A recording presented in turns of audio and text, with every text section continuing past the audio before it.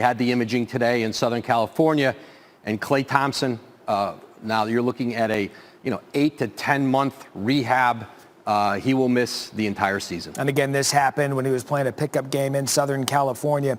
When you look, because we were just talking about it during the commercial break, this franchise was as high as you could get for 4 or 5 years when they were winning titles. Now what for the Warriors and Klay? Yeah, this was a team that thought they were going to go right back into contention in the Western Conference. Picked up Andrew Wiggins at the trade deadline last year, drafted James Weissman last night.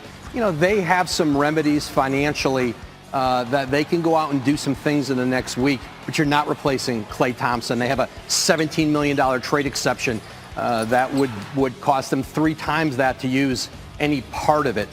So they can do some things here to go out, and it is a very weak market for shooting guards.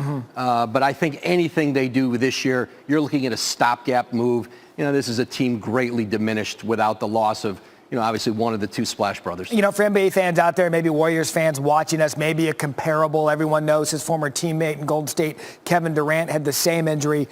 What do we know about Durant's rehab, maybe to give people in Golden State a little bit of hope? Well, anybody who's watched Kevin Durant since he's recovered with the Nets, he has looked great by all accounts coming off of his Achilles injury. I'm sure Klay will lean on Kevin Durant, but Klay Thompson has an Achilles injury on top of an ACL tear. So he's going to miss 2 full seasons of NBA competition. And this is one of the most popular players in the league, really one of the preeminent athletes in Bay Area history. Yeah. This is a huge blow. Woj, I know you've been waiting for that in addition to everything else going on. But again, the breaking news, Klay Thompson has ruptured his Achilles tendon. He will miss the season. Woj, thank you so much. This is such a bummer for Klay and everyone involved because the Splash Brothers are so great to watch. But Curry and Klay, they made nearly 4,000 threes as teammates. That is by far the most by a teammate duo in NBA history. That, according to Elias, more than 1,000 ahead of Steph and Draymond. We missed them a lot last season, and again this season. We will be without the Splash Brothers because of Klay Thompson rupturing his Achilles. One of the things they needed, and we highlighted that on this show, is height. Someone that has the ability to do rim runs, block shots, and just give them that presence down low. And so I believe, regardless of the Klay news, that ultimately Wiseman was the correct choice for the Golden State Warriors at number 2, because he's not going to change, or whoever they draft isn't going to become one of the teams that hope to make the playoffs in the Western Conference versus a contending team if he's healthy. Absolutely. I mean, obviously, it's never good news when someone gets injured, but this is particularly heartbreaking because Klay was battling back from a previous injury. The Warriors had such hard luck last year. I predicted that this would be the largest turnaround of a winning percentage and record from one season to the next, but without Klay, all of that is in jeopardy. We wish him the best, and we hope there's some good news coming out of the Bay Area, but it does not look good at this moment. Moving on in the draft, our guy, who I consider to be the best prospect in the draft, someone who you did a great sit-down interview with, LaMelo Ball, went number 3 to the Hornets. What do you think about that fit and what he brings to Charlotte? You know how much I stress this, family. It ain't necessarily where you go. It's when you get there. And I think this is a terrific landing spot for him because Graham became a playmaker for Charlotte last year. Now both of those guys can handle those responsibilities of ball handling, creating. You have a couple of bigs that are finishers in P.J. Washington and Miles Bridges that are going to benefit off the pick and roll ability of LaMelo Ball. And then just playing in Charlotte, hopefully he becomes a superstar caliber player that now creates some relevancy in that market. I like this for him because it gives him a lot of room to breathe. They've got Terry Rozier and, as you mentioned, Graham in the backcourt, but he's going to find some minutes there. He's going to get some time to really shine and sort of like not be in the confines of an offense with a lot of scorers around him. Hopefully this will work out for him. I'm predicting big production from him and a Rookie of the Year because he is, as you mentioned, such a good spot for him. Now, Jalen, as the night went on, there was a couple things that were interesting, but who are some picks a little bit later on in the draft that you really liked? I'm going to start with mine, Cole Anthony to the Magic. Now, you remember coming out of high school, Cole Anthony was ranked one of the top players, and I think much like It's one of those players that slipped because of an injury in college. However, he is going to produce really, really well. I love him in Orlando. Who did you like later in the draft? I love Cole Anthony. Shout out to my brother Greg, his father.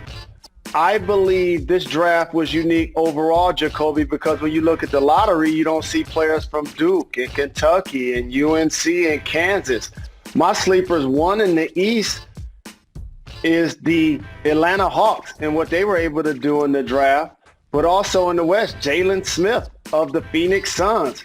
We talked about Chris Paul to go with Devin Booker and the young wings that they have along with Aiden. But that young man right there is going to bring a level of physicality and also shooting to the big man spot in Phoenix. Both of those squads, to me, Phoenix and Atlanta, are both teams in their conference that did not make the playoffs this previous year that I anticipate now, based on how they drafted over the last couple of years and the development of the players on their roster, will firmly entrench themselves into the playoffs this year. And both Smith for the Suns and Okongwu for the Hawks enter a position where they're not going to be asked to start and take the load because they've got Ayton in Phoenix, and then they've got Clint Capella, who a lot of people forget is on the Hawks. He just didn't play last year and didn't go to the bubble, but they come into really good situations. Those are our three sleepers, but there's other things that happened around the draft, but not necessarily in the draft. There was a lot of movement on the roster of the Philadelphia 76ers. We all thought that Al Horford had an untradeable contract. Well, guess what? That's not the case. He was traded to OKC for Danny Green. They also made a move and got Seth Curry. They're adding Green and Curry some much-needed shooting to the 76ers. What do you think about their moves last night? The Sixers had a terrific night. I agree with you. And one of the things I must do is bring a level of objectivity to this game. And Daryl Morey is well liked amongst multiple people who do what we do for a living. I could probably say he's done better so far with the Sixers than he did his entire time with the Rockets. How about that, Jacoby? Because if you look back at what he did in Houston, that situation is actually a mess. And they lost their head coach in Mike D'Antoni. As opposed to the Philadelphia 76ers, you talked about freeing that salary cap space with Al Horford, trading Josh, getting shooting as Seth Curry. Danny Green is a 3-and-D kind of guy with championship level experience. But anything that takes place in Philadelphia ultimately is going to hamper. Anything that takes place in Philadelphia is going to be predicated on two people. Is Ben Simmons going to be able to make shots outside of the paint? And is Joel Embiid going to be able to stay healthy? We know that he's going to miss games throughout the regular season. But the last 2 years, once they got to the playoffs, Embiid also missed playoff games.